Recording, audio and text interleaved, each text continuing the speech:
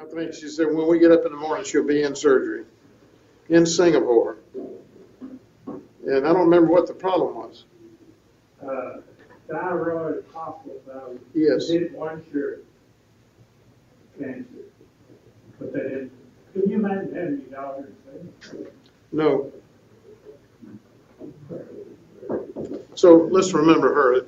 She specifically asked her, and she's a missionary, so somebody we ought to have on our prayer list anyway. Weekly kindergarten. Sherry.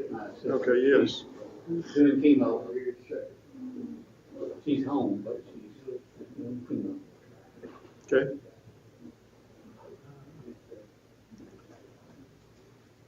All right, let's remember these, and we're starting a whole new unit of lessons, how to handle life's interruptions. And they happen. That's all I can tell you. Life's interruptions. And I bet you, when you first saw that word, 2 words, life interruptions, your own life interruptions came to your mind almost immediately. Yeah. Well, thank you.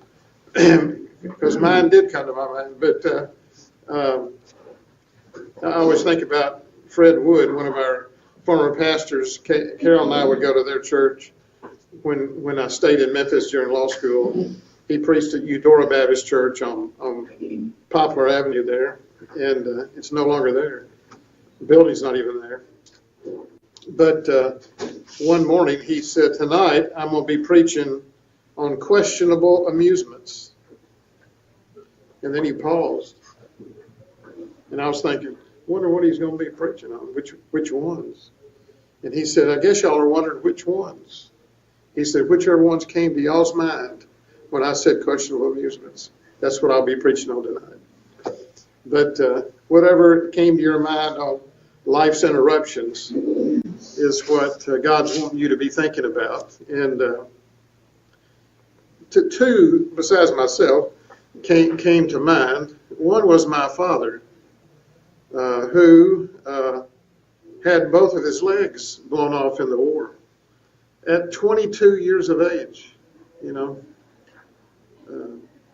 maybe 25, but a young man, and he had to deal with that the rest of his life, and had to figure out how to deal with that interruption in his plans, which turns out he didn't let it didn't seem like he let it bother him, but I wonder about that. Because, he could have gotten very bitter about it. He could have had a lot of self-pity about what was going on, but he didn't ever seem to have that, And so another one that I really think about now more than ever, because Jim Bradbury retired, and I don't know, about a week later, I invited him to go with me to St. Louis to a baseball game.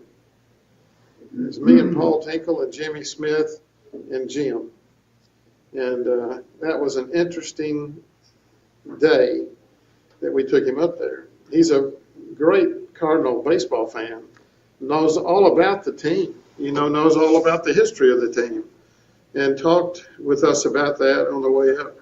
Coming back, Paul and Jimmy Smith went to sleep.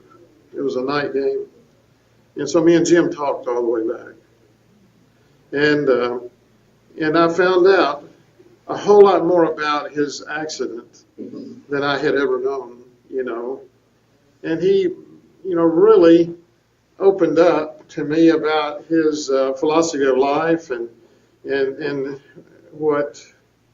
how he dealt with it and all those kind of things. But one of the things he said in the middle of it was, it was the most wonderful thing that ever happened to me. It was one of the most blessed things that ever happened to me. And I said, Jim, I just don't understand that. What do you mean? He said, I would never have been as close to God had I had my sight. But I had to depend solely on him. and I have become close to him.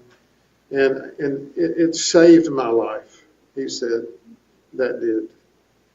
Even though it was an interruption, that's how he dealt with a life interruption, how to handle